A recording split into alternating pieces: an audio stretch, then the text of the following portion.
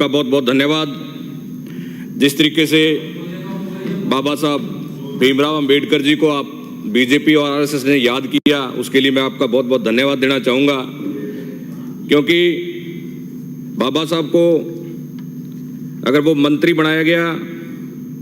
उस टाइम, अगर कांग्रेस उनका साथ नहीं देती तो शायद आज जो संविधान लागू नहीं होता। आज मैं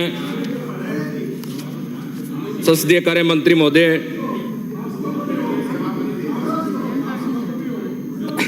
सभापति महोदय, जिस तरीके से माननीय सदस्यों ने अपनी अपनी बातें रखी, मैं एससी के एक मामला, एक एमएसडी का मामला जैतसर विजयनगर श्री गंगानगर का एक मामला बताना चाहूँगा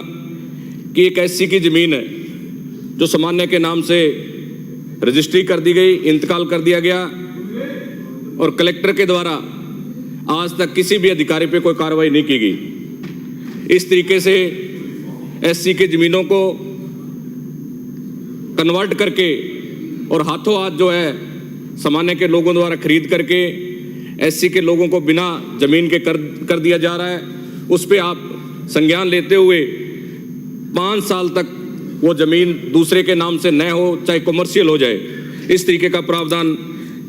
आप सभापति महोदय आपके माध्यम से रखना चाहूँगा। और बैकलॉग में जितने पद खाली हैं एससी एसटी ओबीसी, उन सब पदों को इन्हीं कैटेगरी से भरने का अगर प्रावधान हो तो एससी एसटी ओबीसी के लोगों को फ़ायदा मिलेगा। और उपखंड लेवल पे जिस तरीके से भाटी साहब और अन्य माननीय सदस्य बोल रहे थे, जिस तरीके से हमारे बहुत से पीलीभीत हनुमानगढ़ गंगानगर के साथी जो एससी एसटी के टीचर लगे हैं या कोई अन्य नौकरियों में लगे हैं, तो बहुत से लोगों को ये समस्या रहती है कि कोई कमरा भी नहीं देता। ये हकीकत है। अपने सदन के माध्यम से मैं आपके बात रखना चाहूँगा कि माननीय सदस्यों ने जो बात रखी, तो मैं कह रहे थे कि जातिवाद को ख़त्म करो, ये करो। हो सकता है ये एक सामाजिक बुराई है, हमें मिलजुल करके इन सब बातों को करना होगा, तभी जा करके हम राजस्थान को विकास की ओर ले जा सकेंगे। अब मैं एससी एसटी के जितने भी अधिकारी आज राजस्थान के अंदर एपीओ हो रहे हैं, तो उसमें जब संख्या देखी जाएगी एपीओ की, तो लगभग 80% या 70% जो एपीओ होते हैं उसमें एससी एसटी और ओबीसी के लोगों को एपीओ किया जाता है और पोस्टिंग भी नहीं मिल पाती। और मैं आपका ध्यान आकर्षित करना चाहूँगा कि सबसे बड़ी समस्या, अगर 200 यहाँ एमएलए बैठे हैं, तो एक प्रमुख समस्या पूर्व में जब जो गांव बसते थे, हड्डा रोड़ी जहाँ जहाँ बनी हुई है, वहाँ ज़्यादातर निवासरत जो लोग रहे हैं एससी एसटी और बहुत ही अन्य दलित पिछड़े लोग बसे हुए हैं। और जो हालात हैं, अगर वो हवा चल जाती है तो उनका जीवन बड़ा नरक की तरह हो जाता है। इस पे हमें प्रोजेक्ट बना करके, क्योंकि हरियाणा में 1-2 जगह हमारे कई माननीय सदस्यों ने बताया कि एक प्रोजेक्ट बनता है जैसे चिमनी की तरह, अगर वो लगा दिया जाए तो उनका जीना भी आसान हो जाए। मैं सभापति महोदय आपके माध्यम से मंत्री जी को कहना चाहूँगा कि ये जो बड़ी समस्या है, हो सकता है किसी विधानसभा में न हो, लेकिन लगभग 70-80% विधानसभा में हर गांव में एक ये समस्या बड़ी गंभीर समस्या है। और मैं सभापति महोदय आपके माध्यम से कहना चाहूँगा कि पीलीभीत विधानसभा क्षेत्र के अंदर जितने भी हॉस्टल हैं, लगभग 1990 के आसपास और उससे पहले के बने हुए, जैसे पीलीभीत हो, रावसर हो, डबली राठान, गोलूवाड़ा, कई जगह तो बनाने वाले हैं। इसलिए अगर एससी एसटी के लोगों को लाभ पहुंचाना है, उन लोगों को अपने हॉस्टल में सुविधाएं दे करके, अच्छे शिक्षा दे करके, नई विचारधारा के साथ उनको साथ में ले सकते हैं। और मैं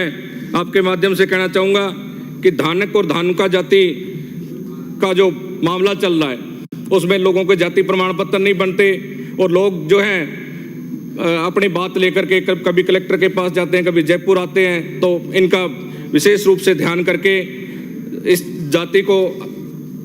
जाति प्रमाण पत्र आवश्यक रूप से दिलवाए जाएं। और मैं मुख्यमंत्री कन्यादान योजना के अंदर जो अलग अलग श्रेणियों में 21,000 रुपये की सहायता राशि दी जा रही थी, उसको 51,000 रुपये प्रति विवाह करने के लिए आपसे निवेदन करना चाहूँगा। सभापति महोदय, आपके द्वारा मुझे बात रखने का मौका मिला और बहुत से सदस्य विधानसभा में 10,000 की जनसंख्या पे कई योजनाएं लागू करने की बात की थी, लेकिन मैं कहना चाहूँगा सभापति महोदय कि 10,000 की आबादी वाले गांव बहुत कम है, क्योंकि बहुत एक विधानसभा के एक आध मुश्किल से होगा 1-2 गांव, और जो योजना लागू की गई 10,000 की जनसंख्या पे, मुझे नहीं लगता कि हम वो योजनाएं उन लोगों को ज़्यादातर पहुंचा पाएंगे, क्योंकि 10,000 से ऊपर कोई हो गई तो वो नगर पालिका बना दी गई, और इतने बड़े कोई पंचायतों का परिसीमन किया गया तो ग्राम पंचायतों की जनसंख्या अपने आप ही कम हो गई, तो ये योजना का लाभ नहीं मिल पाएगा। इसको भी मैं आपके माध्यम से सरकार से निवेदन करूंगा कि जो 10,000 की आबादी को घटा करके कम किया जावे, और मेरे पीलीभीम विधानसभा क्षेत्र ही नहीं, अति पिछड़े जो लोग हैं, सांसी समाज हो, भोपाल, लोहार, गडरिया, ये जो लोग हैं हमारे पीलीभीम के अंदर और रावसर के अंदर जो मेन हाईवे और रेलवे के बीच में बसे हुए हैं, उनका जीवन बड़ा कठिन और दोनों तरफ ही मौत के बीच में बैठे रहते हैं। उनके लिए एक विशेष योजना ला करके उनको लाभ पहुंचाने का आपके माध्यम से कहना चाहूँगा सरकार को। मैं आपके माध्यम से कहना चाहूँगा कि जिस तरीके से पूरे राजस्थान के अंदर एससी के जमीन खातेदारी उनके नाम से है और कब्जे किसी अन्य व्यक्तियों द्वारा कर रखे हैं, उन सबको कार्रवाई करते हुए पूरे राजस्थान में एक सर्वे करवा करके उन लोगों को हक दिलाने का आप सभापति महोदय मैं सरकार से मांग करूंगा कि सभी कलेक्टरों को बोल करके हर जगह तहसील मुख्यालय पे उपखंड स्तर पे एसडीएम को बोल करके एक लिस्ट बनवाई जाए, जिससे कि एससी के लोगों को लाभ मिल सके, उनको जमीनें मिल सके। आपने बोलने का मौका दिया, बहुत बहुत धन्यवाद। श्री मनोज कुमार।